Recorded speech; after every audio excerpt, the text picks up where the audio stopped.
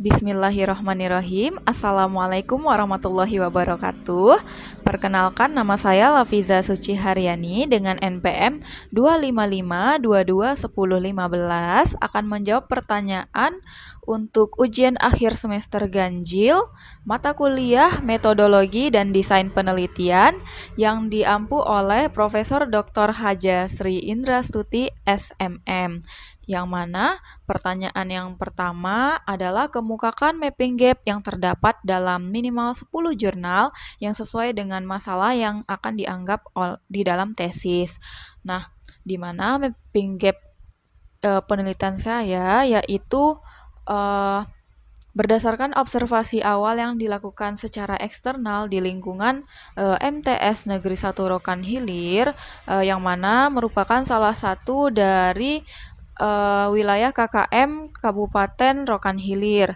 Nah, di mana terlihat bahwa dalam kegiatan pembelajaran yang tampak dari luar kelas, sebagian guru itu terlihat antusias, aktif, komunikatif dengan siswa dengan menggunakan variasi metode yang tampak menarik. Namun, sebagian lainnya tampak menjalankan pembelajaran dengan cara yang monoton, kurang berinteraksi, dan kurang menunjukkan inisiatif. Nah, di mana kinerja guru di luar kelas juga menunjukkan berbagai variasi seperti pada saat upacara, apel pagi, atau kegiatan keagamaan. Ada guru yang tampak aktif dalam mendampingi siswa dan berperan aktif, namun ada pula yang terlihat hanya hadir. Nah, seorang guru diharapkan dapat melaksanakan tugas profesionalnya secara efisien sesuai dengan ketentuan yang telah ditetapkan oleh kepala sekolah. Di mana masih ditemukan juga beberapa permasalahan terkait dengan kinerja guru, seperti halnya kedisiplinan dalam menjalankan tugas, keterlambatan hadir yang terjadi di kalangan guru, itu juga mengindikasi adanya masalah dalam penerapan disiplin waktu yang akan mempengaruhi efisiensi dalam melaksanakan tugas pengajaran, di mana salah satu faktor yang berpotensi mempengaruhi perbedaan kinerja tersebut adalah kepemimpinan dari kepala sekolah. Nah, di mana hasil penelitian yang mendukung masalah terkait kinerja guru tadi ada di salah satunya analisis pengaruh lingkungan kerja dan disiplin kerja terhadap kinerja guru dengan motivasi sebagai variabel intervening pada SMP negeri di Kecamatan Blangmangat oleh Nur Malawati dan kawan-kawan pada tahun 2022, di mana variabel dari penelitian tersebut itu adalah lingkungan kerja, disiplin kerja, kinerja guru, dan motivasi. Di mana hasil penelitiannya menemukan bahwa lingkungan kerja itu kurang berpengaruh terhadap motivasi, sedangkan disiplin kerja itu berpengaruh terhadap motivasi dari guru itu tersendiri. Nah, di mana lingkungan kerja dan motivasi itu berpengaruh positif terhadap kinerja guru, namun disiplin kerja berpengaruh negatif terhadap kinerja guru. Nah, selanjutnya itu juga didukung oleh penelitian yang dilakukan oleh Nur Laili dan kawan-kawan pada tahun 2019 tentang pengaruh budaya organisasi dan gaya kepemimpinan terhadap kinerja guru dengan lingkungan kerja dan kepuasan kerja sebagai variabel intervening pada guru SMA di Kecamatan Dewandra, Kabupaten Aceh Utara, di mana hasil penelitiannya itu seperti budaya organisasi berpengaruh positif dan signifikan terhadap lingkungan kerja, gaya kepemimpinan itu berpengaruh positif dan signifikan terhadap lingkungan kerja, serta lingkungan kerja itu berpengaruh positif dan signifikan terhadap kinerja guru. Nah, untuk pertanyaan yang kedua, objek penelitian yang dapat diangkat dengan gap yang terjadi itu adalah tentang gaya kepemimpinan dari kepala sekolah itu sendiri, lalu lingkungan kerja di sekolah itu, dan juga motivasi guru yang berpengaruh terhadap kinerja guru tersebut. Nah, adapun berangkat dari gap yang telah disebutkan, maka muncullah rumusan masalah. Yang pertama itu apakah kepemimpinan atau gaya kepemimpinan itu berpengaruh terhadap kinerja guru? Yang kedua, apakah lingkungan kerja itu berpengaruh terhadap kinerja guru? Lalu, apakah terdapat pengaruh gaya kepemimpinan terhadap motivasi guru? Selanjutnya, apakah terdapat pengaruh lingkungan kerja terhadap motivasi guru? Dan apakah terdapat pengaruh motivasi terhadap kinerja guru? Nah, selanjutnya terdapat 4 variabel dalam penelitian ini. Yang pertama itu gaya kepemimpinan sebagai X1, yang kedua itu ada lingkungan kerja sebagai X2, yang ketiga itu ada motivasi guru sebagai Z, dan kinerja guru sebagai variabel Y. Nah, dari perumusan masalah dan juga variabel yang telah ditentukan tadi, maka muncullah judul penelitian terkait dengan variabel yang telah disampaikan. Judulnya itu adalah pengaruh gaya kepemimpinan dan lingkungan kerja terhadap kinerja guru melalui motivasi sebagai variabel intervening di Madrasah Sanawiyah wilayah KKM 1 Kabupaten Rokan Hilir. Nah, untuk kerangka dari permasalahan yang ada, itu yang pertama itu ada gaya kepemimpinan X1, yang kedua ada lingkungan kerja X2, lalu ada motivasi kerja itu Z, lalu ada kinerja guru sebagai Y. Nah, di situ ada muncul sebanyak 7 hipotesis. Nah, adapun hipotesis sementara yang pertama itu adalah gaya kepemimpinan berpengaruh signifikan dan positif terhadap kinerja guru. Yang kedua, lingkungan kerja berpengaruh signifikan dan positif terhadap kinerja guru. Yang ketiga, gaya kepemimpinan berpengaruh signifikan dan positif terhadap motivasi kerja guru. Yang keempat, lingkungan kerja berpengaruh positif dan signifikan terhadap motivasi kerja. Yang kelima, motivasi kerja berpengaruh positif dan signifikan terhadap kinerja. Yang keenam, gaya kepemimpinan berpengaruh positif dan signifikan terhadap kinerja guru melalui motivasi kerja. Lalu yang terakhir itu lingkungan kerja berpengaruh positif signifikan terhadap kinerja guru melalui motivasi kerja. Nah, adapun variabel operasional dari penelitian ini yaitu yang pertama ada kinerja guru, variabel Y, di mana kinerja adalah catatan hasil yang dihasilkan dari fungsi pekerjaan atau aktivitas tertentu selama periode waktu tertentu yang dikemukakan oleh Bernardin dan Russell dalam Rahayu 2017. Nah, adapun yang kedua, operasional variabelnya itu adalah motivasi kerja, itu variabel Z, di mana motivasi kerja guru adalah dorongan internal dan eksternal pada diri guru yang menyebabkan guru memiliki semangat, arah, dan tujuan untuk bekerja secara optimal dalam melaksanakan tugas-tugas profesionalnya oleh Hamzah B. Uno 2007. Lalu yang ketiga ada gaya kepemimpinan, itu variabel X1, di mana gaya kepemimpinan adalah cara seorang pemimpin mempengaruhi, mengarahkan, memotivasi, dan mengendalikan anggota organisasi untuk mencapai tujuan yang telah ditetapkan. Hal ini dikemukakan oleh Robbins dan Judge pada tahun 2013. Nah, variabel yang terakhir itu ada lingkungan kerja X2, di mana lingkungan kerja adalah seperangkat alat dan bahan yang ditemui oleh seorang pekerja di lingkungannya, cara kerja dan pengaturannya baik secara individu maupun kelompok oleh Sedarmayanti tahun 2011. Nah, adapun populasi dan sampel dari penelitian ini itu berjumlah 160 orang. Nah, sebagai objek penelitian, di mana yang diambil adalah guru-guru yang ada di wilayah KKM 1 Kabupaten Rokan Hilir.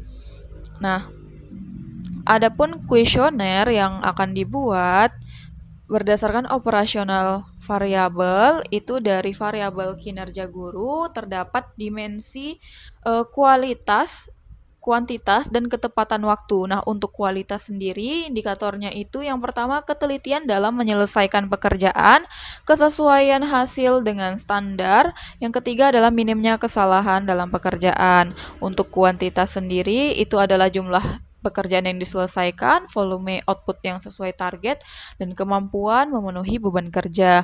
Dan yang ketiga, ketepatan waktu adalah penyelesaian tugas sesuai dengan tenggat waktu, kecepatan merespon pekerjaan, dan kemampuan mengatur waktu. Nah, untuk motivasi kerja. Nah, untuk motivasi kerja sendiri, itu terdapat dua dimensi, yaitu internal dan eksternal. Nah, untuk internal sendiri, indikatornya yang pertama itu adalah tanggung jawab dalam melaksanakan tugas, memperoleh pengalaman dan keinginan untuk mengembangkan diri, dan memiliki tujuan hidup dan cita-cita. Nah, untuk eksternalnya, itu ada penghargaan dari pimpinan sekolah, ada kondisi dan fasilitas kerja, serta hubungan antar pribadi yang harmonis. Untuk variabel gaya kepemimpinan, itu terdapat dimensi yang pertama pengaruh ideal. Untuk indikatornya, yang pertama pemimpin menjadi teladan bagi bawahan. Yang kedua, pemimpin menunjukkan integritas dan etika kerja yang tinggi. Yang ketiga, pemimpin mendahulukan kepentingan organisasi dibanding kepentingan pribadi. Yang berikutnya, dimensi yang kedua ada motivasi inspirasional. Yang pertama, indikatornya pemimpin mampu memberikan visi dan arah yang jelas. Yang kedua, pemimpin membangkitkan semangat kerja dari para bawahan. Yang ketiga, pemimpin menumbuhkan antusiasme dan optimisme. Nah, untuk dimensi yang ketiga itu ada stimulasi intelektual. Nah, di mana indikatornya yang pertama, pemimpin mendorong bawahan untuk berpikir secara kreatif dan inovatif. Yang kedua, pemimpin memberi ruang bagi ide dan cara baru. Yang ketiga, pemimpin menghargai perbedaan pendapat. Selanjutnya, dimensi perhatian individual. Yang pertama, pemimpin memberi perhatian terhadap kebutuhan individu bawahan. Yang kedua, pemimpin membantu mengembangkan kemampuan karir bawahan. Yang ketiga, pemimpin berperan sebagai pembimbing atau mentor. Lalu, variabel yang keempat itu lingkungan kerja sebagai X2, terdapat dua dimensi, ada fisik dan non-fisik. Untuk fisik sendiri itu ada indikator penerangan, keamanan, dan kebersihan. Untuk non-fisik sendiri itu ada hubungan dengan atasan, rekan kerja, dan siswa. Nah, pertanyaan selanjutnya itu hasil olah data menggunakan Smart PLS. Nah, berdasarkan dari uji outer model, yang pertama itu ada convergent validity, di mana itu merupakan pengujian dengan tujuan untuk menunjukkan hubungan antara item reflektif dengan variabel lainnya, di mana uji validitas ini dievaluasi dengan melihat nilai koefisien korelasi antara indikator dan variabelnya. Jika suatu indikator dikatakan valid ketika memiliki nilai loading factor itu lebih besar dari 0,7. Nah, di mana hasil validitas konvergen yang telah dilakukan itu semuanya lebih dari 0,7. Contohnya seperti X1 itu 0,830, variabel X1 2 itu ada di 0,824 dan seterusnya. Nah, di mana hal ini menunjukkan bahwa pada variabel gaya kepemimpinan X1, lingkungan kerja X2, motivasi kerja itu X3, dan kinerja guru itu Y, itu telah mampu dijelaskan oleh indikatornya dan memenuhi syarat pada uji validitas sendiri.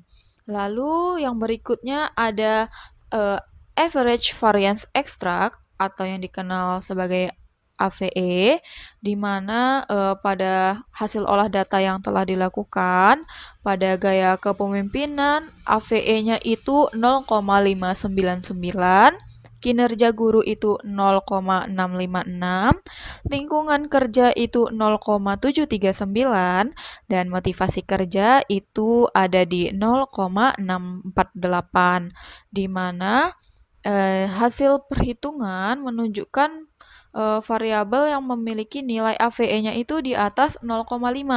Maka hasil penelitian pada semua variabel dan faktor laten itu memiliki kecukupan validitas yang baik. Nah, adapun untuk uh, reliability construct, di mana untuk mengukur reliabilitas dari instrumen penelitian ini itu dapat dilihat dengan nilai Cronbach alpha serta nilai composite reliability, di mana variabel akan dinyatakan reliable ketika memiliki nilai dari Cronbach alpha dan composite reliability itu di atas 0,7, di mana hasilnya itu untuk Cronbach alpha dan composite reliability-nya untuk gaya kepemimpinan ada di 0,939 dan 0,947.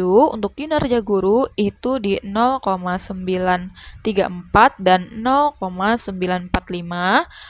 Di lingkungan kerja itu ada di 0,929 dan 0,944, dan di motivasi kerja itu ada di 0,891 dan 0,917, di mana berdasarkan pemaparan tersebut maka seluruh variabel itu dinyatakan reliable karena telah memenuhi standar uji reliabilitas yang memiliki nilai lebih besar dari 0,7. Selanjutnya ada uji inner model. Yang pertama ada uji R-square, di mana setelah diolah datanya menggunakan Smart PLS, maka dapat dilihat bahwa variabel motivasi kerja itu memiliki nilai 0,552, yang artinya sebanyak 55,2% variabel gaya kepemimpinan dan lingkungan kerja itu mempengaruhi motivasi kerja dan termasuk dalam kategori sedang. Sedangkan nilai R-square pada variabel kinerja guru yaitu 0,665, itu artinya sebanyak 66,5% variabel gaya kepemimpinan lingkungan kerja melalui motivasi kerja itu mempengaruhi variabel kinerja karyawan dan termasuk dalam kategori sedang. Nah, adapun uji hipotesis, di mana dalam sebuah penelitian diterima atau tidaknya hipotesis yang diajukan perlu dilakukan sebuah pengujian hipotesis, yang mana pada kali ini dilakukan dengan menggunakan bootstrapping pada Smart PLS 3. Nah, hipotesis akan diterima jika tingkat signifikansi itu lebih kecil dari 0,05 atau p-value melebihi nilai kritisnya, di mana nilai statistik untuk tingkat signifikansi itu lebih besar dari 1,96. Nah, adapun hasil pengujian hipotesis yang telah dilakukan, yang pertama itu gaya kepemimpinan terhadap kinerja guru itu mendapatkan nilai tes statistiknya 6,011 dan p-value 0,00. Gaya kepemimpinan terhadap motivasi kerja itu tes statistiknya itu 5,174 dan p-value-nya 0,000. Lingkungan kerja terhadap kinerja guru itu tes statistiknya 3,284 dan p-value-nya 0,001. Lingkungan kerja terhadap motivasi kerja itu tes statistik 5,063 dengan p-value 0,00. Lalu motivasi kerja terhadap kinerja guru itu tes statistik 3,798 dan p-value itu 0,000. Nah, di mana berdasarkan tabel di atas yang telah saya sebutkan tadi, PET koefisien bertujuan untuk menghitung besaran nilai berdasarkan korelasi antara variabel laten. Nah, di mana dalam penelitian ini terdapat 7 hipotesis yang diterima karena telah memenuhi standar pengukuran, yaitu nilai p-value itu lebih kecil dari 0,05 serta nilai t statistik itu lebih besar dari 1,96. Nah, di mana kesimpulan dari penelitian ini, yang pertama gaya kepemimpinan berpengaruh signifikan terhadap kinerja guru. Yang kedua, lingkungan kerja berpengaruh signifikan terhadap kinerja guru. Selanjutnya, gaya kepemimpinan berpengaruh signifikan terhadap motivasi kerja guru. Lingkungan kerja berpengaruh signifikan terhadap motivasi kerja guru, serta motivasi kerja guru berpengaruh signifikan terhadap kinerja guru. Dan terakhir, motivasi kerja itu mampu berperan sebagai variabel intervening dalam hubungan antara gaya kepemimpinan dan lingkungan kerja terhadap kinerja guru. Nah, adapun sarannya, yang pertama itu bagi pihak madrasah, di mana kepala madrasah itu diharapkan dapat menerapkan gaya kepemimpinan yang partisipatif, komunikatif, dan motivatif guna meningkatkan motivasi serta kinerja guru. Yang kedua, pihak madrasah perlu menciptakan dan menjaga lingkungan kerja yang kondusif. Yang ketiga, madrasah diharapkan memberikan perhatian lebih terhadap faktor-faktor yang dapat meningkatkan motivasi dari kerja guru. Lalu bagi guru, di mana guru dapat diharapkan meningkatkan motivasi kerja secara mandiri dan mengembangkan kompetensi profesional serta berpartisipasi aktif dalam kegiatan sekolah. Yang kedua, itu guru diharapkan mampu memanfaatkan lingkungan kerja yang ada secara optimal untuk meningkatkan kualitas pembelajaran dan kinerja. Bagi peneliti selanjutnya, itu disarankan untuk menambah variabel lainnya yang dapat mempengaruhi kinerja guru seperti kompetensi, disiplin kerja, budaya organisasi, atau kepuasan kerja. Nah, penelitian selanjutnya itu juga dapat memperluas objek penelitian pada jenjang pendidikan lain atau wilayah yang lebih luas agar hasil penelitian itu dapat digeneralisasikan lebih luas.